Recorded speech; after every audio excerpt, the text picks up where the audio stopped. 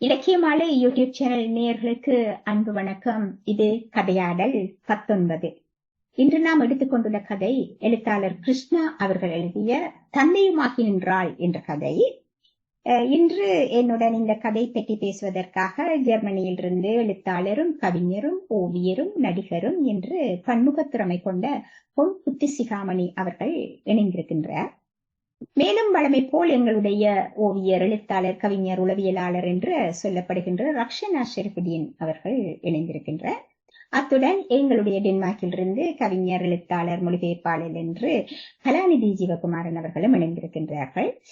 இந்த கதை கிருஷ்ணா அவர்கள் எழுதியிருக்கின்றார். இவர் 1928 ஆண்டு பிறந்தவர். 1948 தான் இவர் தன்னுடைய முதலாவது கதையை எழுதியிருக்கின்றார். இவருடைய கதை 5 நாவல்கள் எழுதியிருக்கின்றார் நினைக்கின்றேன். பல சிறுகதைகளும் எழுதியிருக்கின்றார். 7 நாவல் நினைக்கிறேன். இந்த கதை என்ன சொல்ல வருகிறது சொன்னால், இந்த கதையில் மூலமாக நாம் அந்த காலத்தில் நடந்த அந்த விடயத்தையும் இந்த காலத்துக்கு அது எவ்வாறு ஒத்து போகின்றது, இதை இக்காலத்தில் நாம் எடுத்து எப்படி நோக்கலாம், மற்றது இந்த கதையில இருக்கின்ற உளவியல் கருத்துக்கள், அந்த உளவியல் கருத்து நிச்சயமாக இதில் நிறைய இருக்கின்றது. அதனால்தான் அதை நாங்கள் எடுத்து இன்றைய காலகட்டத்துக்கு இது எவ்வளவு பொருந்தக்கூடியதாக இருக்கும் என்பதை பற்றியெல்லாம் நாங்கள் சிந்திக்க போகின்றோம். இதிலே இந்த கதையை யூடியூப் சேனலிலே நான் போட்டிருக்கின்றேன். அந்த கதையை நீங்கள் கேட்டுவிட்டு அதன் பின் இந்த உரையாடலை நீங்கள் செவிமடித்தால் இன்னும் உங்களுக்கு கூடுதலான விளக்கமாக அது இருக்கும் என்று நான் கூறி, இப்போது நான் சிறப்புரையாளர் புத்திசிகாமணி அவர்களை வாங்க. நன்றி கௌசி. தந்தையும் ஆகி நின்றாள், இது கதையின் தலைப்பு. நான் பொன் புத்திசிகாமணி, ஜெர்மனியிலிருந்து. எழுத்தாளர் கிருஷ்ணா அவர்களின் சிறுகதை ஒன்றை மிக அழகாக தன் குரலால் எங்களுக்கு தந்திருக்கும் கௌசிக்கு முதல் நன்றிகள். இந்த கதை பல வருடங்களுக்கு முன் எழுதிய தாக்கம் வாசிக்கும் போது தெரிகிறது. இப்போதெல்லாம் பிள்ளைகள் அப்படி இருப்பார்கள் என்று சொல்ல முடியாது. கணவனை இழந்தவள் மரகதம், பாலு, சுகந்தி, சேகர் என்ற பிள்ளைகளுக்கு தாய். மூத்தவன் பாலுவுக்கு 18 வயது முடிய போகிறது. படிப்பை பாதியிலே குழப்பி விட்டு வந்து விடுகிறான். கெட்ட நண்பர்களின் சகவாசத்தால் அந்த பழக்க வழக்கங்களுக்கு இவனும் ஆளாகிறான். வீட்டில் இருக்கின்ற போது பொறுப்பற்ற விதங்களில் நடந்து விடுகிறான். இவனுடன் சேர்ந்து மற்றவர்களும் தான். வீட்டின் அவள் கோலை எட்டி பார்த்த மரகதத்திற்கு தலையே சுற்றியது. அந்த அறை அலங்கோலமாக கிடந்தது. 10 ரூபாய் கடன் வாங்கி கடையில் வாங்கிய நோட்டு புத்தகங்களை கிழித்து கப்பல் செய்து கொண்டிருந்தான் சேகர். பாலு அலுமாரிக்கு மேல் ஒரு காலை சுவரில் ஊன்றியபடி மற்ற காலை அலுமாரி பலகையில் வைத்து ஏறி நின்றிருந்தான். பாலு இறங்கும் போது சிகரெட் குறை துண்டொன்று கீழே விழுகின்றது. தாய் பார்த்து விட்டாள் என்பதை உணர்ந்த பாலு, ஆம், நான் கெட்டவன்தான் என்று கூறி விரைத்து நிற்கிறான். கணவனின் இழப்பு அவளை பாடாய்ப்படுத்துகிறது. பிள்ளைகளின் அடாவடித்தனங்கள் எல்லாம் சேர்ந்து அவளை பாடாய்ப்படுத்துகிறது. பாலுவின் வயதுக்கேற்ப சாப்பாடு அவளால் கொடுக்க முடிவதில்லை. அவள் கொடுக்கும் உணவை அவனால் ஏற்றுக்கொள்ள முடியவில்லை. இதெல்லாம் ஒரு சாப்பாடா? இதனை மனிதன் சாப்பிடுவானா என்று சாப்பாட்டை நிராகரிக்கும் போது பெற்ற தாயால் தாங்க முடியவில்லை. இளமையில் திருமணம், இளமையில் பிள்ளைகள், இளமையில் கணவனின் இழப்பு, இளமையில் குடும்ப பாரம், பிள்ளைகளின் பொறுப்பற்ற நடத்தைகள் எல்லாமே அவளை பாடாய்ப்படுத்துகிறது. மாதம் 60 ரூபாய் வருமானத்தில் அவர்கள் விரும்பிய விதத்தில் வாழ்க்கை கொடுக்க முடியவில்லை. பாலு பெரியவனாக வளர்ந்துவிட்டால் தனது பாரம் ஓரளவிற்காவது குறையும் என்று நினைத்தவளுக்கு பேரிடி அவன் படிப்பை பாதியில் குழப்பி விட்டு வந்தது. அவள் நொறுங்கி போனாள். பாலுவை பார்த்து மற்ற பிள்ளைகளும் கெட்டு போய்விடக்கூடாது, அதற்குரிய மாற்று வழியை தேடுகிறாள். கதாசிரியரின் உச்சபட்ச புத்திசாலித்தனம் கதாசிரியர் நினைத்தது வெற்றி அளிக்கிறது. இதுவே முடிவாகவும் அமைகிறது. அவள் தந்தையுமாகி நிற்கின்றாள். என்னதான் நல்ல சாப்பாடு கிடைத்தாலும் எத்தனை நாளைக்கு தித்திக்கும்? இந்த மயக்கத்தில் இருந்து வெளிவரும் போதுதான் மற்றவர்களை பற்றி சிந்திக்க ஆரம்பிக்கிறான். இந்த உலகத்தில் எல்லாமே சிற்றின்பம். தான் ஓரளவிற்கு பின் எல்லாமே தெவிட்டி விடுகிறது. அதுவே நல்லது. பேரின்பம் என்றால் உலகம் இவ்வளவிற்கு ஓட்டாண்டியாயிருக்கும். தங்களின் ஆசைகளை நிறைவேற்ற முடியாமல் அங்கும் இங்கும் என்று அலைந்து திரிஞ்சிருப்பான். தேனே ஆனாலும் தெவிட்டி விடுகிறது. ஆசிரியர் மேற்கொண்ட முடிவிற்கு இதுதான் காரணமாகவும் என்று எடுத்துக்கொள்ளலாம். இந்த கதைக்காக கௌசி கையாண்ட ஏஐ தொழில்நுட்பம் கை கொடுக்கிறது. கதாபாத்திரம் தோற்றம் எப்படி இருக்க வேண்டும் என்பதை கண்முன்னே நிறுத்தி இருக்கிறது. 18 வயது பையனுக்கு அரும்பு மீசையை வைத்திருக்கலாம். பழைய இலக்கியங்கள், பழைய திரைப்படங்கள் திரும்பி பார்க்கும்போது அதற்குள் உறைந்து விடுகின்றோம். அழுகை பீரிட்டு வருகிறது. இந்த கதையிலும் இறுதி நேரத்தில் அந்த தாயின் நோக்கம் நிறைவேறி வரும்போது எனக்கும் கண்ணீர் கசிந்தது. இது வெற்றியின் அழுகை, பாத்திரத்தோடு ஒட்டிவிட்ட உணர்வு. இதுவே ஆசிரியரின் வெற்றி. நன்றி. இவ்வாறான கதையாடல் தொடர்ந்து நடைபெற வேண்டும். வாசிப்பதை விட கதை கேட்பதிலேயே வாசகர்கள் விரும்புகிறார்கள். இந்த நிகழ்வில் கலந்து சிறப்பிக்கும் சகோதரி கலா தர்ச்சனா, அந்த பேர் எனக்கு அப்போ வரே இல்லை. தர்ச்சனா, சகோதரி தர்ச்சனா, உங்களை எல்லாருக்கும் என்ன மனமார்ந்த நன்றி. புத்தியன் இந்த இதை நாங்கள் கலந்துரையாடல்ல அவருடைய கருத்தை நாங்கள் இப்ப பார்த்தோம். அவர் என்ன சொல்றாருன்னு சொன்னால், அந்த இது இளவயதுல திருமணம், இளவயதுல பிள்ளைகள் அப்படி வந்த காரணத்தினாலே தான் இப்படியான சோதனைகள் ஏற்படுகிறது என்ற அவருடைய ஒரு கருத்து. மற்றது பாலு என்ற அவருடைய அந்த பெண்ணுடைய மூத்த மகன், அவனை எதிர்பார்த்து அவ இருக்கிறான். ஆனா அவ இறுதியில அவ எடுத்த முடிவு சரியானது, அவன் திருந்திருக்கிறான் என்ற மாதிரி வந்திருக்குது. இப்ப நான் என்ன பாக்குறேன்னு சொன்னால், இவ எடுத்து அந்த கட்டுப்படுத்தி வச்சு அப்ப தன்னை அது ஒரு உளவியல் முன்னெடுப்பு என்று நான் நினைக்கிறேன். அதை செய்து அவனை ஒரு நிலைக்கு கொண்டு வர்றதுக்கு அவன் என்ன கேட்ட எந்த நேரமும் பாலு சொல்ற கதை, நீங்க என்ன இல்ல குறதானே எந்த நேரம் சொல்றீங்க, எனக்கு என்ன தாரீங்கள் என்று சொல்லித்தான் பாலு சொல்றார். ஆனால் என்ன பொறுத்தளவுல நான் அங்க என்ன சொல்றேன்னு சொன்னால், பாலுக்கு பேசாமல் இருந்து அவருக்கு எல்லாம் செய்து தாய் அவரை தன் வழிக்கு கொண்டு வராங்க. இது ஜானகிராமன் முல்கிரீடம் என்ற ஒரு கதையொண்டு நான் வாசிச்சேனா, அது இந்த சந்தர்ப்பத்துல சொல்லலாம் இருக்கிறேன் அந்த கதைய. அதிலே ஒரு ஆசிரியர், அனுகூலநாதன் என்ற ஒரு ஆசிரியர், அவர் அந்த ஒரு ஆசிரியராக பள்ளிக்கூடத்துல ஒரு ஸ்கூல்ல படிப்பிக்கிறார். அவர் படிப்பிக்கிற நேரத்துல அவருடைய மாணவர்களுக்கு அவர் ஒரு நாளுமே அடித்ததில்லை, ஒரு காலத்திலும் கை வைத்ததில்லை. அந்த அளவு அப்படி ஒரு அந்த பிள்ளைகளை அவர் பார்த்து வரனதில் இவர் பிறகு திருப்பி ரிட்டையர்ட் ஆகினதுக்கு பிறகு அவருக்கு பெரிய பாராட்டு விழா நடத்துறாங்க. பிள்ளைகள் எல்லாம் சேர்ந்து அந்த அவருக்கு பாராட்டு விழாக்கு அவருக்கு கொஞ்சம் கூட சலிக்காமல் விழுந்து செய்யறாங்க. அடி வாங்காத பிள்ளைகள் அது. ஏனென்றால் அப்படி ஒரு ஆசிரியர் அந்த காலத்தில் இருந்ததில்லைன்னு ஜானகிராமன் சொல்ற. அது முடிஞ்ச அவர் வீட்டுக்கு வந்த நேரம் மனைவி சொல்றா, உங்களுக்கு கிடைச்ச பாராட்டை எல்லாம் கேட்கிற நேரத்தில் எனக்கு மகிழ்ச்சியாக இருக்கு, நீங்க எனக்கு கூட ஒரு நாளும் அடிச்சது இல்லதானே ரெண்டாவது சொல்றா. அப்ப அந்த நேரத்துல மேல பாக்குறார், அங்க ஒரு போட்டோ ஒன்று இருக்குது. இயேசுநாதர் தலையில முள்கிரீடம் வைக்கப்பட்டிருக்கின்றது. இயேசுநாதர் கையில அது பாக்குறேன். இவர் என்ன இப்ப இங்க அப்படி எல்லாம் சொல்லி கேட்டுக்கொண்டிருக்க நேரத்துல ஆர்மோம் என்ற ஒரு பாய் ஒன்று வர்றார். அது சொல்றேன் என்னண்டா, உங்களை பாக்குறதுக்கு ஒரு பையன் வந்திருக்கிறாங்க. அப்ப ஆறது வர சொல்லுன்னு சொன்னோடனே அவர் கூப்பிட்ட உடனே இன்னொரு பையனும் அவருடைய தாயும் வந்திருக்கிறா. தாய் சரியான ஒரு ஏழ்மை நிலையில் உள்ள தாய் உண்டு. அப்ப வந்தோடனே என்னடா இவர் கேட்கிற, என்னடா நீ இப்படி வந்திருக்க, அந்த பேரை மறந்து அந்த பையன் என்ன இப்படி வந்திருக்கான்னு கேட்க அவன் ஒன்றுமே சொல்ல மாட்டான், குனிஞ்சு கொண்டே இருக்கிறான். அப்ப ஏன் நீ இப்படி இருக்கிறான்னு கேட்க, அப்ப தாய் சொல்றா, ஒரு வருஷமா இவன் இப்படித்தான் இருக்கிறான் சார் சொல்லி சொல்றேன். ஏன் அது நீ அப்படி இருக்கான்னு, சார் உங்களுக்கு தெரியாதான்னு ஆர்வம் சொல்றான். இவன் ஒரு முறை ஒரு பெரிய இங்கிலீஷ் புக்காண்ட வாங்கி அதில பேரை மாத்திட்டு அந்த பேர்ல தண்டை பேர் எழுதி போட்டு அரைவிலைக்கு அந்த புத்தகத்தை வித்துட்டான். வித்த உடனே நான் உங்கள்கிட்ட புடிச்சு கொண்டு வந்து கொடுத்து நான் சொன்னேன், இப்படி இந்த புத்தகத்தை வந்து இவன் வித்து போட்டான்னு. இப்படி ஒருத்தருமே செய்யறலையே, இவன் செய்யறன சொல்லிட்டு ஒருத்தரும் என்னோட கதைக்காதீங்கடா என்று சொல்றேன். அந்த வார்த்தைக்கு பிறகு அவனோட ஒருத்தருமே கதைக்கல. ஒரு வருஷமாக கதைக்கவே இல்லை. ஒரு வருஷமாக அவன் மனநாள நொந்து போறான். தன்னால முடியல, அந்த அளவுக்கு போயிட்டான். ஒருத்தருமே அவனோட கதைக்கல. கடைசியில வந்து அவர் என்ன செய்யறாருன்னு சொன்னால், ஒரு பிரியாவிட வந்து வரப்போறார். அந்த நேரத்துல எல்லாரும் ₹1 ஒவ்வொருத்தர்ட்டையும் காசு வாங்கின நேரத்துல இவன்கிட்ட வாங்க மாட்டாங்க படியங்க.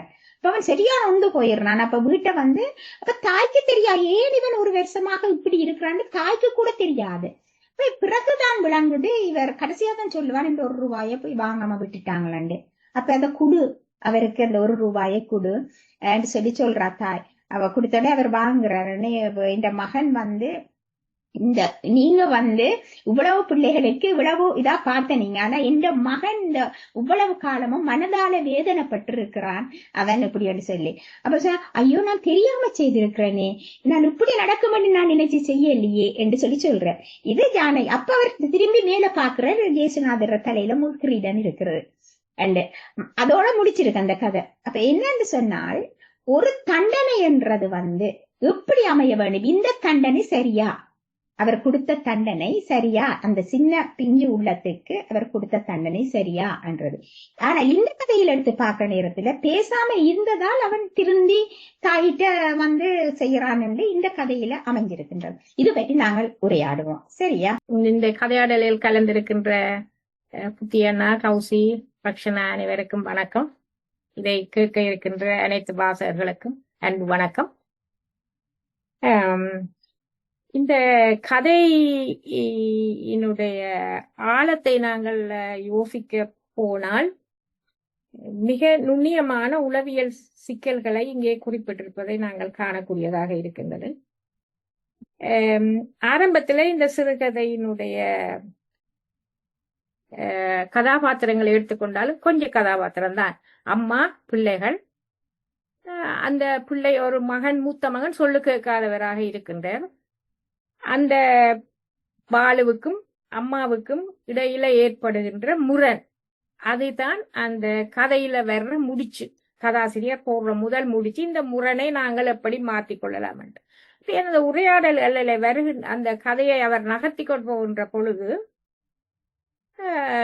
காட்டப்படுகின்ற அந்த காட்சிகள், முதல் காட்டப்படுகிற அந்த காட்சி கொஞ்சம் அதீதமானதாக இருந்திருக்கும் என்று நான் நினைக்கிறேன். என்னுடைய கற்பனைக்கு அந்த பிள்ளைகள், வீட்டுல இருக்கிற பிள்ளைகள் எல்லாத்தையும் பார்த்தால் சிங்கம், புலி, கரடி இருந்த மாதிரி இருந்து அது கொஞ்சம் கூட போல இருக்குது. ஒரு குழந்தை பிள்ளைகளுடைய ஒரு இல்ல, அது குளப்படி எடுத்து காட்டியிருக்கு. அது தெரியுதா எனக்கு? துண்டா என்ன தெரியுதோ தெரியல. ஓகே, எனக்கு ஒண்ணுமே தெரியல. சரி சொல்றேன். சரி, ஓகே. அப்போ இந்த தாயாருக்கும் மகனுக்கும் இருக்கிற அந்த உரையாடலிலே தான் ஆரம்பத்திலே அந்த சிக்கல் ஏற்படுகின்றது. அந்த பிரச்சனையுடைய முடிச்சு அங்கேதான் போடப்படுகிறது. அந்த தாய் வந்து பிள்ளையுடன் எப்படி உரையாடுகின்றார், அந்த உரையாடல் ஒவ்வாமையானதாகவே இருக்கிறது. மகன் ஒன்று சொல்லுவதும் தாய் ஒன்று சொல்லுவதுமாக அந்த உரையாடல் போய்கொண்டிருக்கிறது. ஒரு பிள்ளைய பிடிச்சு விடுகிறா, மில்லுக்கு போயிட்டு வான்னு சொன்னால் மகன் கேட்கிறார், எத்தனை தரம் போறது? அவர் பாலுவுக்கு எரிச்சல் வருகிறது. அதே நேரத்துல நீ கடைக்கு போயிட்டு மில்லுக்கு போயிட்டு வந்தால் காசு தர்றதில்லை, அடுத்தடுத்து பேசி கொண்டிருக்கிறாய். ஆனால் அதுல ஒரு இடத்திலே சொல்லுகிறார் பாலு வந்து, எனக்கு என்ன கொண்டு வேலை வேண்டுன்னு சொன்னா செல்லமாக அப்பு, ராசா எல்லாம் சொல்லுகிறீர்கள், ஆனால் சில வேளையில என்னை திட்டுகிறீர்கள், ஏன் எரிஞ்சு விழுகிறீர்கள் என்று சொல்லி மகன் கேட்கிறார், தன்னையும் மதிக்க சொல்லி. தாய் பேசுவா, இன்னும் ஒரு பிள்ளைய பெறுகிறதுக்கு நான் என்ன தவம் செய்தனோன்னு சொல்லி திட்டுறா தாய்க்காரை. அப்ப திருப்பி அந்த பிள்ளை சொல்லுது வந்துட்டு, உன்னை போல ஒரு பிள்ளைய பெற எந்த பூதத்துடன் நான் வர வேண்டினேன் என்று உன்னுடைய அம்மா உனக்கு சொல்லியிருப்பான்ற மாதிரியாக தொடர்ந்து அந்த முரண் தாய்க்கும் மகனுக்கும் இருக்கிற முரண் காட்டப்பட்டு கொண்டே வருகின்றது. வறுமை, அந்த தாய்க்கும் அவருக்கும் இருக்கிற அந்த பந்தம் என்றது தொடர்ந்தும் ஒரு பெரிய சுவருக்குள்ளால நடந்து கொண்டிருக்கிற மாதிரியாகத்தான் இருக்கிறது. பிறகு அந்த பிள்ளைய அவ ஒரு விடுதிக்கு அனுப்புகிறா. விடுதிக்கு அனுப்பிட்டு தான் தொடர்ந்து கஷ்டப்பட்டு வேலை செய்து மற்ற பிள்ளைகளை பார்த்து கொண்டிருக்கிற பொழுது மகன் திரும்பி வந்த பிறகும் அதே குழப்படி, அதே பிரச்சனை, அதே கண்மூடித்தனமான விட்டேறித்தனமான பாங்காக அந்த மகன் இருந்து கொண்டிருக்கிறார். அப்ப இதுல என்ன சிக்கல் வருகிறது என்று சொன்னால், இந்த தாய் களைத்து போகின்றார். என்னால இனி என்ன செய்ய முடியும் என்ற நிலையில ஒரு கட்டத்திலே மௌனமாகிறார், கதையை நிப்பாட்டுகிறார். மகனுக்கு எல்லாத்தையும் நல்ல வடிவாக செய்து கொண்டு அன்பாக பார்த்து கொண்டா நான் அதே நேரத்துல கதைக்கிறத அந்த கதைக்கிறது நிக்கிற இடத்திலே தான் அந்த பொண்ட் கட்டாகின உடனே அந்த பிள்ளைக்கு ஒரு உணர்வு, அம்மா என்னை தள்ளி வைத்து விட்டாரோ என்று. அப்ப அம்மா தள்ளி வைத்து விடுகிறார் என்ற அந்த உணர்விலே அங்கேதான் அந்த பிள்ளைக்கு தாயினுடைய அருமை தெரிய வருகிறது. இதுல ரெண்டு விடயம் நாங்கள் பார்க்கக்கூடியதாக இருக்கிறது. என்னென்றால், பிள்ளைகள் வளர்ப்பிலே நாங்கள் பார்க்கின்ற பொழுது ஒன்று அன்பாக இருக்க வேண்டும், பிள்ளைகளை மரியாதை செய்ய வேண்டும். அடுத்தது எல்லை கோடுகள் போடப்பட வேண்டும். ஆரம்பத்திலேயே ஒரு ஸ்ட்ரிக்டான ஒரு தெளிவான ஒரு அம்மா பிம்பமாக கட்டுப்பாடுகளை வடிவாக விதிக்கக்கூடிய அம்மாவாக இருந்தால் அந்த பிள்ளைக்கு ஒரு பாதுகாப்பு உணர்வு வந்திருக்கும். ஆரம்பத்திலேயே நான் அணைத்துக் கொள்ளுகின்றேன், நான் உன்னை பாதுகாக்கின்றேன், உனக்கு நான் பெரியவளாக இருக்கின்றேன், அம்மா வளர்ந்த ஒரு பெரியவர் என்ற அந்த ஒரு உணர்வு, அந்த பாதுகாப்பு உணர்வு அந்த படியனுக்கு கிடைக்காமல் போயிருக்கலாம். ஆனால் இந்த மௌனமான தாயார் இருக்க தொடங்குகின்ற பொழுதுதான் முதல் தாயார் தன்னுடைய விஸ்வரூபத்தை காட்டுகின்ற பொழுது, ஓ அம்மா பெரியவள், அம்மா கதைக்காமலுக்கு இருந்தால் எனக்கு எல்லாமே இல்லாமல் போய்விடும் என்று சொல்லி அந்த தாய்க்கும் மகனுக்கும் இருக்கிற அந்த பந்தம், அந்த பாதுகாப்பு உணர்வு இல்லாமல் போகின்ற ஒரு பெரிய வெளியிலே அந்த பிள்ளை தன்னைத்தானே உற்று நோக்கி தன்னைத்தானே பார்க்கக்கூடிய மாதிரியாக தன்னுடைய உலகத்தை நோக்கி தான் விழித்து எழுகிற ஒரு கட்டமாக இந்த கதையினுடைய முடிச்சை ஆசிரியர் விட்டு தாயையும் மகனையும் திருப்பி அந்த மகன் தாயுடன் சேருகிற மாதிரியான ஒரு அமைப்பு கடைசியிலே இந்த கதையினுடைய திருப்பமாக அமைகின்றது. மிக அழகாக இந்த தாய்க்கும் மகனுக்கும் இருக்கிற அந்த பந்த பாசத்தை அழகாக கோடிட்டு காட்டி இருக்கிறார். அந்த தந்தையும் ஆகி நின்றாள் என்ற அந்த பெயரை எடுத்துக்கொண்டால் ஒரு தாயானவள் தந்தைக்குரிய ஸ்தானம் என்று சொல்லுகின்ற பொழுது மரபு வழியாக எங்களுடைய சமுதாயத்திலே தந்தை என்பவர் கட்டுப்பாடுகளுக்குரிய ஒருவராக இருக்கிறார். அந்த கட்டுப்பாடுகள் அங்கே இல்லாமலுக்கு இருந்ததுனாலே இவனுக்கு தெளிவான ஒரு வளர்ப்பு முறை கிடைக்காமல் இருந்ததாலே பிள்ளை குழம்பி இருந்திருக்கலாம். அந்த கட்டுப்பாடு என்றது வருகின்ற பொழுது அங்கே அந்த தாயானவள் தானும் அவள் தந்தைக்குரிய ரோலையும் தான் எடுத்துக்கொண்டு அவள் செய்கிறார் என்ற ஒரு சிறப்பான தன்மையை இங்கே காணக்கூடியதாக இருக்கிறது. இப்ப என்னன்னு சொன்னா நீங்க சொன்னதையும் பாக்குற நேரத்துல ஒரு மௌன யுத்தம் போல நடந்திருக்குது. அப்ப இதுல நான் என்ன யோசிக்கிறேன்னு சொன்னால், பிள்ளைகளை எதிர்பார்த்து வளர்க்கிறதும் ஒரு இப்படியான பிரச்சனைகள் வர்றதுக்கு ஒரு காரணமாக இருக்குது தானே.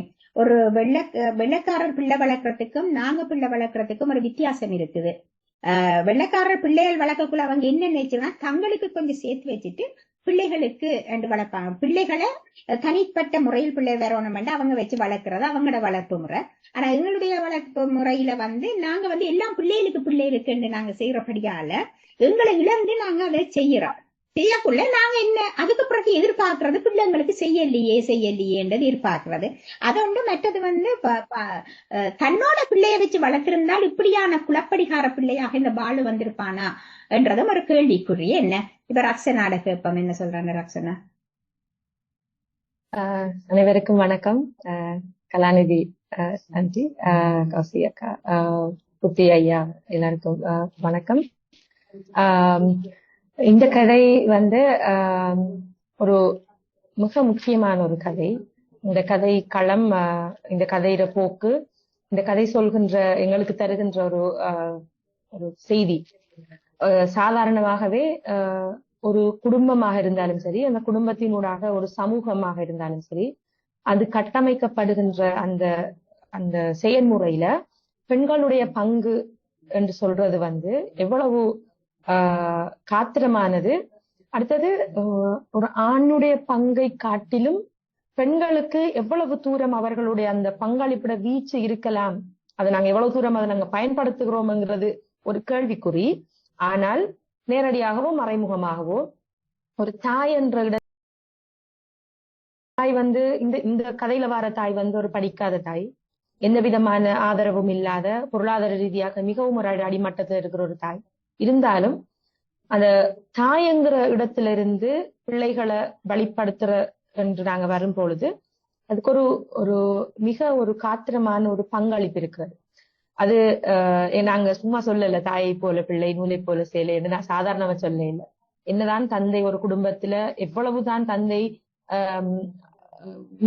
உள்வாங்கி பிள்ளைகளையும் குடும்பத்தையும் உள்வாங்கி எவ்வளவு தூரம் அவர்கள் தங்களுடைய பங்களிப்பை செய்தாலும் தாயினுடைய பாதிப்பு பிள்ளைகளுக்கு எவ்வளவு தூரம் இருக்கும்ங்கிறது பிறக்கிறதுக்கு முதல் இருந்தே கருவறையில் இருக்கிறதுக்குல இருந்து, ஏன் தாயினுடைய அடுத்த முந்தின தலைமுறைக்குரிய இதுகளும் பிள்ளைகளுக்கு தாய் ஒரு கருவுறத்துக்கு முதல் இருந்தே அவரோட இதுக்குள்ள இருக்குன்றது விஞ்ஞானம் சொல்லுது. எனவே அது முதலாவது விஷயம். ரெண்டாவது, அந்த பாலுங்கிற குழந்தை மூத்த பிள்ளை. அந்த கதையில சொல்லப்படுது கடைசி பிள்ளை ஒரு 8 மாத குழந்தை சொல்லி அந்த பாலுவை அவங்க அந்த விடுதி 8 மாத குழந்தைன்னு சொல்லி. அப்ப நாங்க அந்த பர்த் ஆர்டரை பாக்குறோம். அந்த தகப்பன் ஒரு அரச உத்தியோகத்துல இருக்கிறார். அவங்களுக்கு அப்படிதான் நான் நினைக்கிறேன், அப்படிதான் அதுல குறிப்பிடப்பட்டதா ஞாபகம். எனவே அந்த சம்பளத்துக்குள்ள அந்த 4 பிள்ளைகள், அவர்கள் பின்னால 4 பிள்ளைகள் இருக்கிறது. அப்ப இந்த பிள்ளைக்கு ஏன் தாய் மேல வெறுப்பு வருது? அவர் சொல்றாரு, எனக்கு என்ன செஞ்ச நீங்க, என்கிட்ட அது வேலை வாங்குறீங்க. அப்ப இயல்பாகவே அந்த கட்டிளமை பருவத்துல இருக்கிற பிள்ளைகளுக்கு அந்த முரண்பாடுகள், எனக்கு என்ன கிடைக்குது என்கிற கேள்விகள், அப்படியான ஒரு நிலைப்பாட்டுல அந்த பிள்ளை இருக்கிறார். ஆனா இப்ப இருக்கிற தாய் தகப்பன், இப்ப இல்ல, சாதாரணமாகவே தாய் தகப்பன் பிறழ்வான நடத்தைகள் உள்ள பிள்ளைகள் அவங்களுக்கு இருக்கிற நேரம், எப்பவுமே ஒரு தாய் தகப்பன்ங்கிற இடத்துல இருந்து நாங்க கொஞ்சம் உணர்ச்சி வசப்படுவோம். எங்க பிள்ளை இப்படி போயிட்டு, இப்ப இந்த கதையை வாசிக்கிற நேரம் கூட இப்ப கலாண்டி சொன்ன மாதிரி இது கொஞ்சம் மிகைப்படுத்தல் போல இருக்கு ஒரு குடும்பத்துல இப்படி. ஆனா அது ஒரு வளர்ப்பு முறைங்கிறத தாண்டி சில பிள்ளைகள உளவியல்ல இயல்பாகவே சில பர்சனாலிட்டியிலே சில விஷயங்கள் இருக்கிறது, நிறைய பிறழ்வுகள் இருக்கும். சில பிள்ளைகள் அவரோட உட்கார இல்லாது, சில பிள்ளைகள் இப்ப அதுல மிக அழகா குறிப்பிட்டவர்கள், நான் கடன் வாங்கி கொடுத்துக்கு வந்த புத்தகத்தை கிழிச்சு விளையாடுது புள்ளாண்டு. அப்ப அங்க ஒரு ரஷனலா ஒரு சாதாரணமா சிந்திச்சு செயற்படுறங்கிறத தாண்டி வேற ஏதோ ஒரு வகையான தாக்கம் அந்த பிள்ளைகளுக்கு இருக்கிறதாக, ஒருவேளை அந்த தகப்பனுடைய மரணமா இருக்கலாம், அவர்கள் எதிர்நோக்கிற பொருளாதார பிரச்சனைகளா இருக்கலாம், அந்த தாயின் இயலாமைகள் இருக்கலாம், உறவுகளுக்கு இடையில நடக்கிற விஷயங்கள், இப்படி நிறைய காரணிகள் அதுக்கு இருக்கலாம். ஆனா அந்த பாலு இப்படி ஒரு பிறழ்வான நடத்தையோட இருக்கிறான். அவன் பொய் சொல்றான், அந்த விடுதியில இருந்து வார நேரமே அவன் பொய் சொல்றான். அடுத்தது அவனுடைய குற்றத்தை அவன் ஏற்றுக்கொள்றதுக்கு தயாராக இல்லைங்கிற கட்டத்துல இந்த தாயினுடைய அந்த முன்னெடுப்பு ஒரு மிக ஒரு காத்திரமான ஒரு செயற்பாடாதான். அதனால ஒரு பனிஷ்மெண்டாக நான் கருதல. அந்த தாய் தன்னுடைய பிள்ளைய கண்டிக்கிறதாக நான் கருதல. அது ஒரு கன்ஃபிளிக்ட் ரெசல்யூஷனா தான் நான் பாக்குறேன். ஏன்னு சொன்னா பல்வேறு காரணங்களாக அந்த பிள்ளைய உள்ளத்துல 1000 அதிர்வலைகள் இருக்கு. ஒரு கல்லறிஞ்ச ஒரு குளத்துல அலைகள் எப்படி இருக்குமோ அப்படி ஒரு சலனம் உள்ள ஒரு உள்ளமா தான் அந்த அந்த பிள்ளையுடைய உள்ளம் இருக்கிறது. அடுத்து அந்த பிள்ளையோட வயதுங்கிறது ஒரு இன்னொரு விடயம் நாங்க சிந்திக்க வேண்டும். அந்த தாய் ஒரு அந்த பிள்ளையினுடைய அந்த அந்த அலை அந்த அந்த அலைபாயிற அந்த உள்ளத்துல அந்த ஒசிலேஷன் அடங்குறதுக்கு அவனாக இருந்து சில விஷயங்களை சிந்திச்சு அவன் அந்த ப்ரோசஸ் பண்றதுக்கு அந்த தாய் ஒரு அழகான ஒரு கால அவகாசத்தை அந்த பிள்ளை கொடுக்குறான். ஒரு கட்டத்துல சொல்றா, நீ இப்படி தொடர்ந்து என்னை பத்தி குறை சொல்லிட்டே இரு, நான் தொடர்ந்து இப்படியே தப்பு செஞ்சுட்டே போவேன். ஆரம்பத்துல அந்த பிள்ளை சொல்லுது. அப்ப அந்த தாய் இப்ப எங்களுக்கு இயலாமை இல்ல, எங்களை அங்கலாய்ப்பு இல்ல, நாங்க பிள்ளைகள்கிட்ட சொல்லுவோம், இல்லாட்டி பக்கத்து வீட்டாக்கள்கிட்ட சொல்லுவோம், உறவுக்காரர்கள்ட்ட சொல்லுவோம். இப்ப அந்த ஒரு உறவுக்காரருடைய உதவியோட தான் அவன் அந்த பிள்ளையையும் கொண்டு போய் அந்த விடுதியில விட்டு இருக்கிறான். அப்ப அவர் அந்த பிள்ளை அந்த பிள்ளையுடைய சுய கௌரவம், அந்த பிள்ளையினுடைய தேவைகள், அந்த பிள்ளையும் ஒரு தனி மனிதன் தான். எங்களுக்கு பிள்ளைகளா பிறந்ததுக்காக அவர்கள் எங்களுடைய அடிமையில் அவரும் ஒரு தனி மனிதன். இன்றைக்கு அவன் பிள்ளை செய்வான், நாளைக்கு அவன் திரும்பிடுவான். ஆனா நாங்க அந்த பிள்ளைகளுடைய சுய கௌரவத்தை நாங்க கீழே போட்டுட்டோம்னு சொன்னா அந்த பிள்ளைகளாக திருந்த வேணும்ங்கிற ஒரு நிலைப்பாடு வரக்குள்ளையும் இது விடாது. 4 பேர் இப்படி சொல்ற நேரம் அப்ப பிள்ளைகள விஷயத்துல தாய் தகப்பன்களும் மிக மிக அவதானமாக இருக்க வேணும். எப்படி இருந்தாலும் இந்த பிள்ளை இப்ப நான் சாதாரணமாக இந்த சோசியல் மீடியால பிள்ளைகளுடைய அந்த செயற்பாடுகளை வீடியோஸ் எல்லாம் எடுத்து போற தாய் தகப்பன்கிட்டே நான் சொல்றது என்னன்னு சொன்னா, உங்களுக்கு உங்களை வெளிக்காட்டிக் கொள்ளக்கூடிய உரிமை இருக்கிறது. அந்த பிள்ளைக்கிட்ட பெர்மிஷன் எடுக்கல தானே நாங்க எங்கட பிள்ளைன்றதுக்காக நாங்க அதை இது செய்யறோம். ஆனா அந்த பிள்ளை பெருத்து ஒரு 18 வயசானதுக்கு அந்த பிள்ளைக்கு அதை பிடிக்காம இருக்கலாம். எனவே தாய் தகப்பன் இடத்துல இருந்து நாங்க அந்த ஃப்ரீடமை நாங்க எடுத்துக்கொள்ள, அந்த லிபர்ட்டியை நாங்க எடுத்துக்கொள்ள இயலாது. எனவே அந்த தாய் ஒரு கட்டத்துல யோசிக்கிறா. ஒரு படிக்காத தாயா இருந்தா கூட அந்த தாய் ஒரு நல்ல ஒரு முடிவு எடுக்கிறா.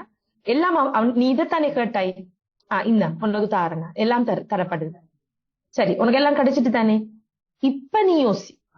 அப்ப அவனுக்கு ஏதோ ஒரு விடத்துல அவனுக்கு ஏதோ குறைபாடு இருக்கிறதாக அவன் கருதுறான். அந்த குறைபாட்டை நிவர்த்தி செஞ்சு அப்ப இந்த தாயும் தொடர்ந்து அந்த பிள்ளைகிட்ட மாறி பிரச்சனை பட்டுக்கொண்டே நீ இப்படி இருக்கிறாய், நீ அப்படி இருக்கிறாய் தொடர்ந்து இது ஒரு வாக்குவாதமாகவே போய்கொண்டிருந்தா இன்னும் அது புரள்வான இடத்துக்கு தான் போகுமே ஒழிய அது ஒரு தீர்வை நோக்கி நகர போறது இல்லை. இது நிதர்சனமான ஒரு உண்மை. நிறைய தாய் தகப்பனுக்கு நான் இப்பவும் என்னட்ட கேட்கிறாக்களுக்கு நான் சொல்ற விஷயம் இதுதான். இழுத்து பிடிக்காதீங்க, கொஞ்சம் அது அவங்களுக்குரிய அந்த இதை கொடுங்க, அவங்கள மதியுங்க.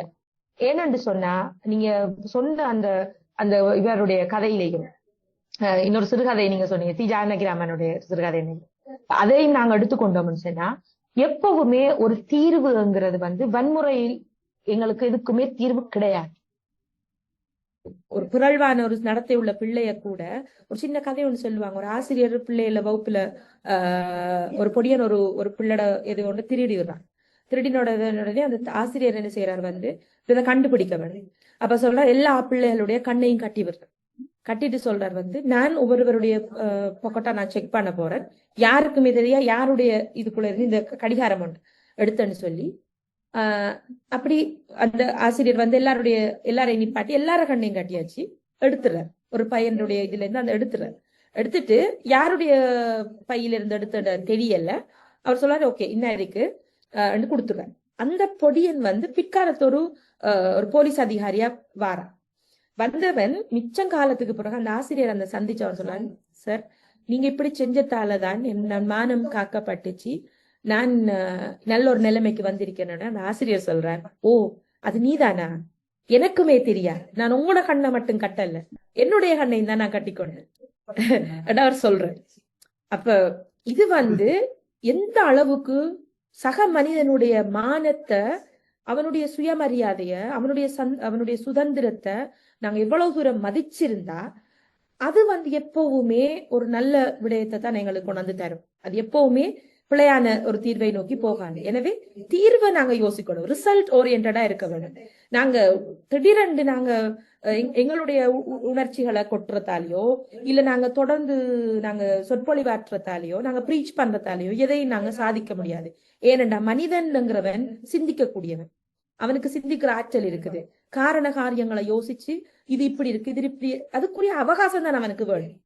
அந்த அவகாசத்தையும் அவனுக்குரிய கௌரவத்தையும் மரியாதையும், அது பிள்ளையாக இருந்தாலும் சரி, வீதியில போற ஒரு மனிதனாக இருந்தாலும் சரி, ஏன் எங்களை எதிரியாக இருந்தால் கூட நாங்க அதை பிரயோகிக்கிற நேரம் அன்பு, மரியாதை, அந்த சுய கௌரவம், அவங்களுக்குரிய அந்த பவுண்டரிங்கிறது மனித குலத்துக்கு மிக முக்கியமானது. இது ஒரு தாயையும் பிள்ளையுமாக நாம பாக்குறோம். ஒரு சமூக அடிப்படையில கூட இந்த கதையினுடைய இந்த தாயினுடைய முடிவு, அந்த ட்ரீட்மெண்ட், அப்படிதான் சொல்லுவாரு, அந்த தாயினுடைய ட்ரீட்மெண்ட் அது ஒரு தாயால தானே. இதுக்காக இவ PhD படிச்சுட்டு வர தேவையில்லை. ஒரு தாய்க்கு தெரியும் தன்னை பிள்ளை எப்படி இது செய்யணும். அந்த பாசம் இதெல்லாமே ஒரு தாய் ஒரு ஒரு ஒரு ஒரு நாங்க சொல்ற மாதிரி ஒரு ஹீலர்ங்கிறது இந்த கதையினுடைய சாராம்சமா இருக்குது. இது என்னுடைய பார்வை.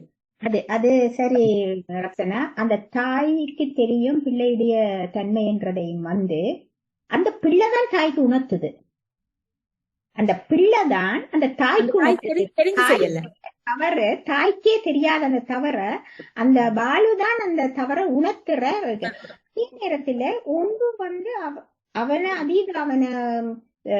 எல்லா வசதியும் படைச்ச ஒரு பையனாக அவர் எடுத்து காட்டுறது, அவருக்கு வேண்டிய சாப்பாடுகள் பிரியாணி அப்படி இப்படின்னு செய்து கொடுக்குறா. அப்படி செய்து கொடுக்கறதாலதான் அவன் திருந்தினான்ன்றதை விட யாருமே அவனோட எந்தவித பேச்சும் இல்லை. அவனை ஒரு குடும்பத்தில ஒரு அங்கத்தவனாக அவனை ஒருத்தருமே கருதல. சகோதரர்கள் கூட அவனோட சேர்ந்து விளையாடல. அந்த பாதிப்பும் தான் அவனுக்கு அவன் யோசிக்க வச்சது. இந்த எல்லாருமே அந்த கல்வியை நாங்க சொல்றோம் தானே, தனித்திரு விழித்திரு பசித்திருன்னு சொல்லி ஒரு விஷயத்தை நாங்க அறிஞ்சு கொள்றதுக்கு, எங்களை நாங்களே உணர்ந்து கொள்றதுக்கு தனிமை, பசி, அந்த அந்த விழித்திருப்புங்கிறது மிக முக்கியம். எனவே எங்களை நாங்க அந்த ஒரு அளவுக்கு நாங்க தனிமைப்படுத்தி எங்களை கொஞ்சம் அந்த ஒரு கட்டுப்பாடான நிலைமையில வச்சிருக்க கூடதான் எங்களோட மூளை வேலை செய்யும். அதான் அது இருக்கும்னு நான் நினைக்கிறேன். நான் நினைச்சு பார்த்தேன், அந்த பிள்ளை ஒரு இந்த இடத்துக்கு அனுப்பினபடியாலதான். தாயோடையே இருந்திருந்தால் என்ன கஷ்டமோ நஷ்டமோ அந்த தாயோடைய அந்த பிள்ளை வளர்ற நேரத்துல அதுக்கேற்ற மாதிரி தன்னை இசைவாக்கப்படுத்தி கொண்டிருக்கும் அந்த பிள்ளை. இது அங்க சகோதரர்கள் இல்ல, தாய் இல்ல, தனியா அங்க அந்த பிள்ளை வளர்ற நேரத்துல அந்த பிள்ளைக்கு சரியான ஒரு தனிமை ஒன்று ஏற்பட்டிருக்குது.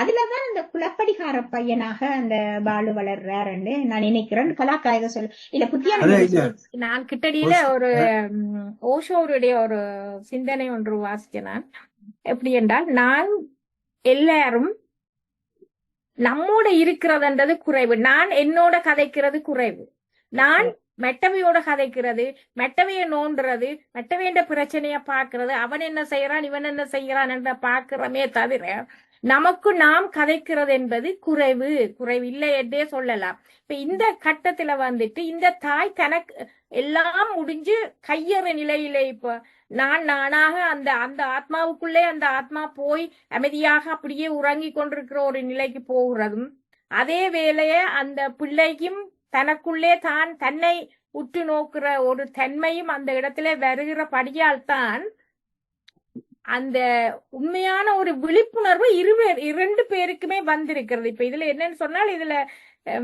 அந்த ஒரு வாழ்க்கையினுடைய இயல்பான ஸ்ட்ரக்சரை அப்படியே காட்டிட்டு வராங்க. என்ன தேவை அந்த தாய்க்கு தெரியாது, அந்த பிள்ளைக்கு ரிஃப்ளெக்ஷன் சொல்லு, செல்ஃப் ரிஃப்ளெக்ஷன் சில நேரம் நாங்க எழுத சொல்லுவோம். உங்களோட வாழ்க்கையில உங்களுக்கு இருக்கிற நலவு நட்டங்களை டெய்லி அத நீங்க சொன்ன என்னோட நானே பேசுறேன்னு தாயின் உண்மையான கெட்டித்தனம்னுதான் சொல்லுவான். அந்த முடிவு எடுத்தது ஏன்னா அவன் எதிர்பார்த்தது இதுவரை காலம் கிடைக்கல. அவன் ஒரு சின்ன புத்தியில நல்ல சாப்பாடு கிடைக்கல, வீட்டுல ஒரே வேரத்துல இதுகள் எல்லாத்தையும் விட்டுட்டு நீ தனியா இருந்து வேற உனக்கு சோசான சாப்பாடு நான் தாரன்னு சொல்லி கொடுக்க அவனுக்கு வாழ்க்கை வெறுத்து போகுதே, தன்னோட ஒரு தரம் சேர இல்லைன்னு. அது ஏற்கனவே தாய்க்கு தெரிஞ்சிருக்கு இப்படித்தான் இந்த பிள்ளைய திருத்தலாம்.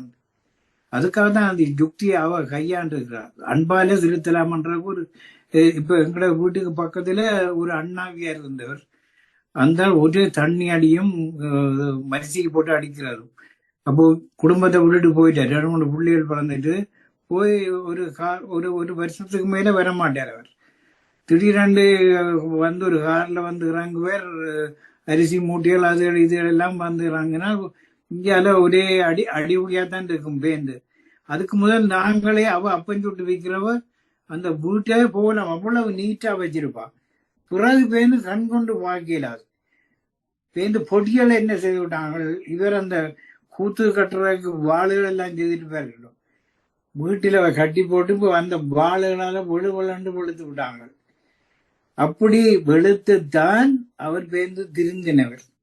அப்ப அவங்களுடைய யுக்தி அதுவா தான் இருந்திருக்கு. என்ன ஆறால மடக்கலாம்ன்றது பிள்ளைக்கு அவனுக்கு ஒரு அன்புக்காக இயங்கி தவிக்கிறானேன். செவடையாம தகப்பன்ல கூட நேசமா இருந்திருக்கலாம், தான் எதிர்பார்த்த எல்லாம் தகப்பன்கிட்ட இருந்து கிடைச்சிருக்கலாம். இப்ப திடீரென்று ஒரு பிரேக் அவனுக்கு வாழ்க்கையில வந்த உடனே அவனுக்கு தாய்லாம் கோபம் பெற பார்க்குது. இப்ப இப்பதான் ஒன்றும் தெரியலேண்டு அப்பா இருக்கல அதெல்லாம் அனுபவிச்சுனான். ஏன் இப்ப இப்படி ஒரு பார்வையை தாய்க்கு மேல பாக்குறான். ஆனா பிறகுதான் அவன் யோசிக்கிறான் என்னன்னா, தன்னோட ஒருத்தருங்கல அவைகள் என்ன சாப்பிடுறான்டே தெரியல, தனக்கு நான் கேட்கவும் இல்லை. இது எல்லாத்துக்கும் என்ன செய்யறான், அந்த 10 ரூபாயை எடுத்து என்ன செய்யறான்னு தான் கைய பாக்குறான். கையில போட்டிருந்த 2 வளையல காணையில அவனுக்கு சுருக்கண்டது குத்துது என்ன. அப்பதான் அவன் தேம்பி தேம்பி அழுகிறான். இது உண்மையால ஒரு ஒரு ஒரு ஒரு பொய்யனுக்கு ஏற்படுகின்ற ஒரு மிக மிக கொடூரமான வலி. அவன் தாயில நேசம் இல்லாதவனா இருக்கே இல்லை. அந்த காப்பு இல்லைன்னு உடனே அந்த காசு முழுக்க இதுலேருந்து தான் வந்திருக்குன்னு சொல்லி தேம்பி தேம்பி அழுகிற காட்சி இருக்குல்ல, அது உண்மையில என்னை நின்றுட வச்சது என்றால் அந்த தாய் செய்துவிட்ட அந்த கெட்டித்தனம். அதுக்கப்புறம் அவன் மாற சந்தர்ப்பம் இருக்கு. அவனுக்கு வாழ்க்கை என்னதான் இருந்தாலும் வாழ்க்கை அவனுக்கு வெறுத்து போச்சு. இந்த ஆக்களோட தேராட்டிக்கு வாழ்க்கை தனிமையில வாழவே இயலாது. அதைத்தான் அவன் முடிவெடுத்து அதை அழுகிறான். அது உண்மையில என்ன பொறுத்தவரை அந்த கதையில இப்ப நாங்கள் அவன் கதையை பிரிச்சு மேல என்னென்றால் ஒரு கதாசிரியர் தான் தெரியும் அவன் என்னதுக்காக தான் எழுதினோம். அதுவும் இப்ப என்னோட நோக்கம் ஒரு கருவை எடுத்துக்கொண்டு அந்த கருவின் மூலமாக சமூகத்துக்கு என்னத்தை சொல்ல வர்றான். பொதுவாக அவர் ஏன் எழுதினா என்றது கதை இல்ல. அவங்க எழுதிய அந்த கதையில இருக்கிற அந்த பாயிண்ட்ஸ எடுத்துக்கொண்டு இந்த அந்த விஷயங்கள் இந்த சமூகத்துக்கு என்னத்தை சொல்ல வருது என்றது நாங்க எல்லா கதையும் சொல்றோம். இந்த கலாக்காரி நட்டவருக்கா சொன்னா ஒரு கதை, ஒரு வீட்டு கதைய நாங்கள் எடுத்து வெளியில சொன்னால் அந்த வீட்டு கதைய அந்த வீட்டு பிரச்சனைய நீ வெளிப்படையாக நிர்வாணமாக காட்டுறதால உனக்கு என்ன ஆனது? ஒன்றும் இல்ல. நீ அதுல பிழை இருந்தால் அந்த கதையில ஒரு தவறு ஒன்று இருக்குது, அந்த கதையில இது உலகத்துக்கு சொல்ல வேண்டும் என்று சொன்னால் அந்த கருவை எடுத்து நீ வேற விதமாக அந்த இப்படியும் உலகத்தில் நடக்கின்றது என்றது எடுத்து சொல்லணும். இப்படியே தான் சொன்னோம் என்றால் அது தவறாக முடியும்.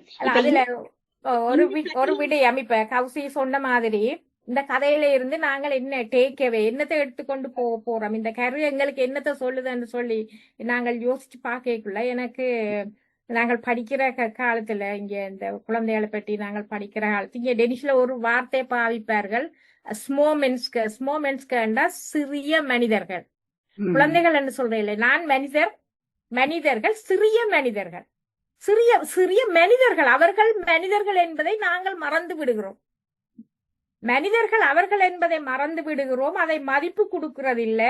நாங்கள் என்ன சொல்லுகிறோம், நாங்கள் சொல்றதை அவர்கள் கேட்க வேண்டும் என்று.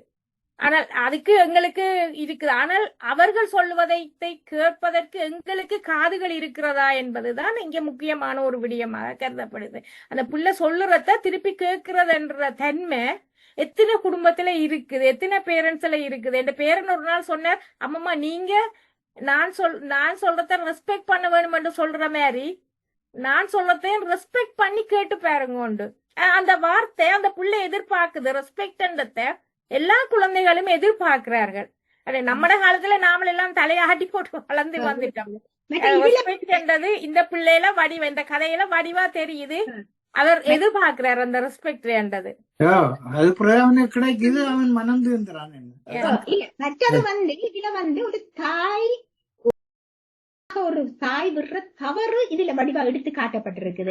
என்னன்னா தந்த டென்ஷன், தனக்கு வேலை அது சுமை, அதை தண்ட பிள்ளை பங்கேற்றுக் கொள்ள வேணும் என்று அவட எதிர்பார்ப்பு, அது நிச்சயமாக கூடாது.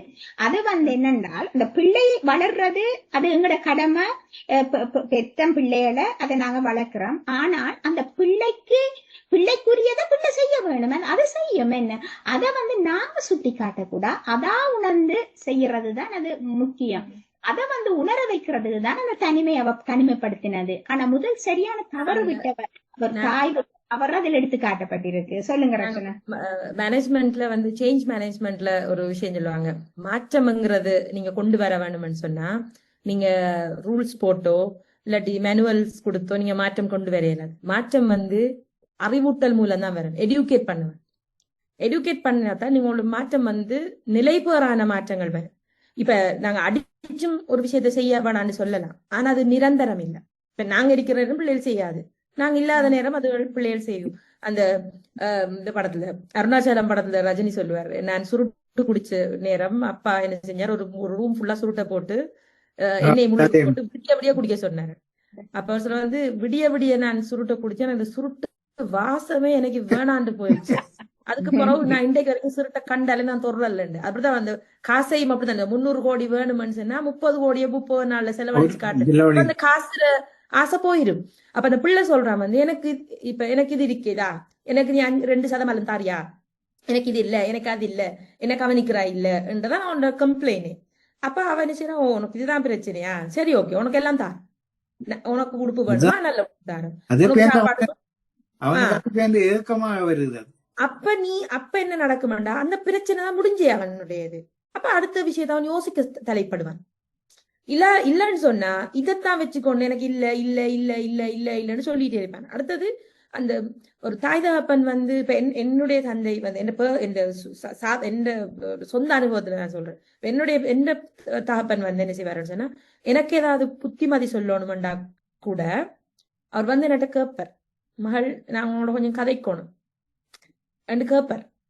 அப்ப அவர் என்ன சொன்னா, இப்படி ஒரு விஷயம் ஒண்ணு எனக்கு இப்படி இருந்தா நீங்க கொஞ்சம் யோசிங்க, இப்படித்தான் சொல்லுவார். அப்ப நமக்கு எப்படி உணர்வு வரும்னு சொன்னா, ஓ அப்ப இப்படி ஒரு விஷயத்த சொல்றாங்களே, அப்ப நம்மள குறகானல்ல, நம்மள ஏசல்ல, அப்ப அவருடைய கருத்தை சொல்றார்.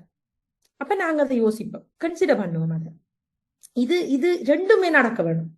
அப்ப ஒன்று இல்லன்னு நீ சொல்றியா, உனக்கு தாராளமா தாரம், நீ செஞ்சு பாரு என்று சொல்றது. இது நாங்க முகாமைத்துவத்திலேயே இந்த சேஞ்ச் மேனேஜ்மெண்ட்ல நாங்க கையாளுற ஒரு விஷயம். அத அந்த தாய் தெரிஞ்சு செஞ்சிருக்கிறதுக்கு வாய்ப்பு இல்லை, ஆனா அவர் தாய் எண்ணத்துல அவ செஞ்சிருக்கிறார். அதுதான் அந்த மாறுபாடு, தாயினுடைய அந்த பாரம் கனதி, அதுதான் அது தாயால இயலும், அது இயற்கை என்றதான். அதை விட அவ சரியான இளம் வயதுல விதவையாகிறா. திடீரென்று புருஷன் செத்த உடனே அந்த காலத்து பெண்களுக்கு புருஷன் தான் தெய்வமா இது போற்றப்பட்டிருப்பார். அப்போ மனுஷன் செத்து போயினோடனே கண்ண முன்ன தெரிகிறல்ல, இந்த வாழ்க்கையை நான் என்னொன்று கொண்டு போக போறேன், இந்த பிள்ளைகளை நான் எப்படி வளர்க்க போறேன்ற ஒரு இதுக்கும் இந்த கதையில அவ அப்படி நடந்து கொண்ட சந்தர்ப்பம் இருக்கு. அந்த தாய்க்கும் ஒரு கால அளவா தேவைப்பட்டிருக்கிறது, என்ன செய்ய வேணும்ங்கிறத உணர்றதுக்கு. அவக்கும் அது கிரைசிஸ், பிள்ளைக்கும் அது கிரைசிஸ். சந்தர்ப்பத்துல இப்ப இங்க நாங்க வாழ்ற நாடுகள்ல என்ன செய்வாங்கன்னு சொன்னா, அந்த பிள்ளைய அரசாங்கம் பொறுப்படுத்து அந்த பிள்ளைகளை அரசாங்கம் எடுத்து வளர்க்கிற தன்மை இருக்குது, அவங்க பாப்பாங்க. இதுல ஒரு சிக்கல் என்னன்னா, அதிலே அந்த சரியான முறையில அந்த பிள்ளைய வளர்த்தெடுப்பாங்க. இதே நேரத்துல நான் ஒரு கதை ஒன்று எழுதினேன்னா, அது உண்மையாக நடந்த ஒரு சம்பவம் தான், அதை வச்சுதான் எழுதினேன் நான். என்னென்றால், அப்படி ஒரு குடும்பத்திட்ட அந்த பிள்ளைய ஒப்படைப்பாங்க. சரியான குடும்பமா என்றெல்லாம் பார்த்து, ஓகே இவங்கள்ட்ட ஒப்படைச்சால் இவங்க சரியான முறையில் வளர்ப்பாங்க எல்லாம் பார்த்துதான் அந்த பிள்ளைய ஒப்படைக்கிறாங்க. ஆனால் அமெரிக்காவில் நடந்த ஒரு சம்பவம், அந்த பிள்ளைய கொடுத்த இடத்திலே அந்த பிள்ளை பாதிக்கப்படுகிறது. அந்த கொடுத்த தந்தையே, அந்த நான் தத்தெடுத்த தந்தையே அந்த பிள்ளைக்கு பாலுறவு இது வன்முறை செய்யுது. அப்ப அந்த பிள்ளை என்ன செய்யுது, அதில இருந்து விட்டு அந்த போதை பொருளுக்கு அடிமையாகுது அந்த பிள்ளை. அப்படியான சம்பவங்களும் நடக்குது. ஆனா இங்கே தான் கொடுப்பாங்க, இந்த குடும்பத்துல இந்த பிள்ளைய கொடுக்குற நேரத்துல உள்ள அந்த பிள்ளை குடும்பத்தை பற்றிய எல்லா விதமான ஆய்வுகளும் செய்துதான் அந்த பிள்ளைய ஒப்படைக்கிறது. ஆனால் இந்த பையன் போய் சேர்ந்த இடத்துல அவ்வாறான ஒரு இடமாக இல்ல. அதுல வந்து அந்த பிள்ளைய ஒரு அநாத பிள்ளைகளை வளர்க்கிற ஒரு இடமாக அந்த இடம் இருந்திருக்குது என்று நான் கருதுறேன். அதான் அந்த எனக்கு மனசுல ஒரு தாக்கம் கிட்ட வழக்கங்கள் எல்லாமே வந்ததுக்கு ஒரு தாக்கம். அதான் பொதுவாக அந்த பழைய காலத்துல நீங்க சொல்லுங்க இல்ல நான் சொல்ல வந்தேன் அந்த அந்த விடுதியில அந்த பிள்ளைய போட நேரம் அந்த பிள்ளைய போல இன்னும் 100 பிள்ளை அந்த விடுதியில இருந்திருக்கும். அவங்க சொல்லாங்க இந்த பிள்ளைய பார்த்து அந்த பிள்ளை கட்டு போகுது. அப்ப விடுதிய மட்டும் நாங்க முழுசா காரணமா சொல்ல இயலாது. இந்த பிள்ளை ஏற்கனவே அந்த ட்ராமாவோட போற பிள்ளை தானே, தகப்பனை இழந்து பிரச்சனைகளை ஃபேஸ் பண்ணி போற பிள்ளை. அது இன்னொரு அடிஷனல் ரீசன் அந்த பிள்ளைக்கு அது இருந்திருக்கும். எனவே அந்த பிள்ளை நடத்துறதுக்கு வாய்ப்பு இருக்கு. அது அந்த எவென்ச்சுவல் அந்த கதையில இந்த கதை அந்த இதிகாச கதைகள் அந்த இதான கதைகள் எழுதுற பொழுது சொல்லுவாங்க, அந்த கதாபாத்திரம் ஒரு இடத்துல இருந்து இன்னொரு இடத்துக்கு போய் அந்த இடத்துல இருந்து பிறகு வளர்ந்து வார மாதிரியான ஒரு தன்மை இருக்கிறதா. இந்த கதையை பார்க்க எனக்கு ஒரு இந்த எவென்ச்சுவ தன்மை மாதிரி இருந்தது. அவர் போய் அங்க பட்டு தெளிஞ்சு பிறகு திரும்பி வரைக்குள்ள ஒரு பெரிய மனுஷராக திரும்பி வர மாதிரியான அந்த ஸ்ட்ரக்சர்ல அந்த காலத்துல எழுதப்பட்ட கதை என்றபடியால என்னமோ தெரியல. அந்த அவருடைய அந்த வளர்ச்சியினுடைய அந்த அந்த அந்த ஆத்மாவினுடைய முதிர்ச்சிய மிக அழகாக காட்டியிருக்கிறார்கள்.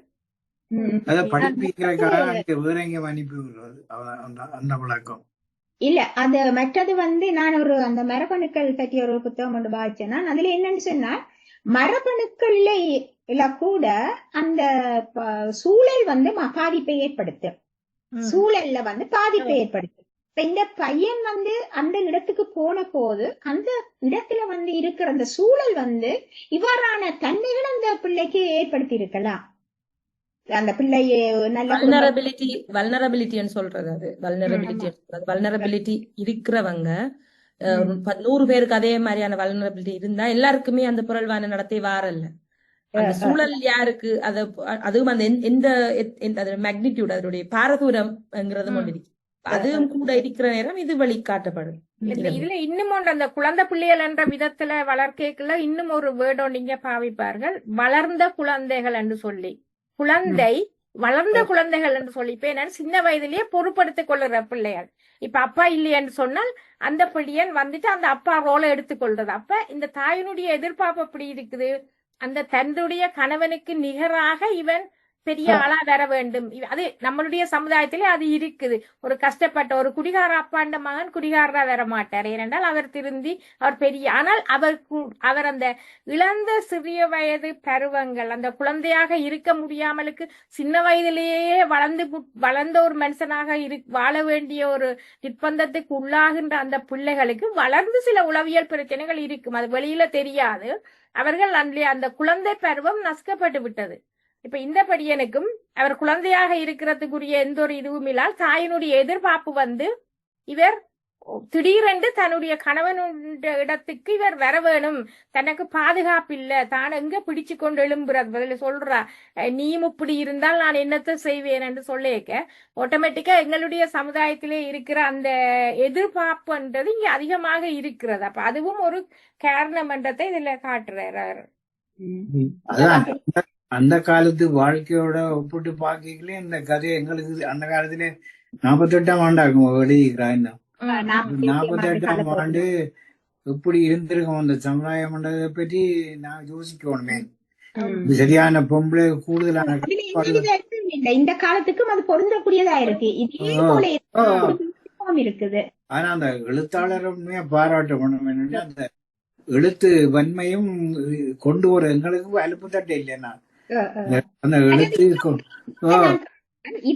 இது இந்த சமுதாயத்துல இப்பவும் இருக்குது என்று சொன்னா எங்களுடைய சமுதாயத்துல வந்து அந்த கொஞ்சம் மேல வந்து இத தவிர்க்கிறதுக்கு நாம என்ன செய்யலாம், இந்த வாழ்க்கையை எப்படி மாத்தலாம் என்ற அந்த முன்னேற்ற பாதை வந்து இன்னும் குறைவாகத்தான் இருக்குது என்று சொல்லணும். இப்ப அந்த காலத்துல இருந்த இதே நிலை இப்பவும் ஒரு தாய் வந்து 4 பிள்ளைகளோட இருக்கிற நேரம் தன் கஷ்டம் படுற நேரத்துல பிள்ளையில சிறக்க கூடாது என்ற அந்த இதை படிச்சிருக்க வேணும். அந்த தாய் முதலே அது படிச்சு வந்திருக்க வேணும். அது இந்த காலத்துல இருக்குது. அப்படி எத்தனையோ தாய்மை நீ பிள்ளைதானே, நீ வந்து உனக்குத்தானே கடமை இருக்குது, எங்கட வீட்டு ஏன் பிரச்சனைன்னு சொன்னாலும் படிச்ச தாய்மாரும் அப்படி இருக்கிறாங்க.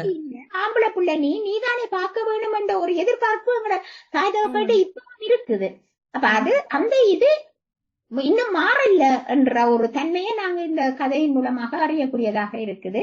இந்த வகையில இந்த கதை எங்களுக்கு கிருஷ்ணா அவர்கள் மிக சிறப்பாக இந்த கதையை எங்களுக்கு எடுத்து தந்து இவ்வளவு ஆய்வுகளையும் எங்களுக்கு செய்வதற்கு உதவியாக இருந்தது.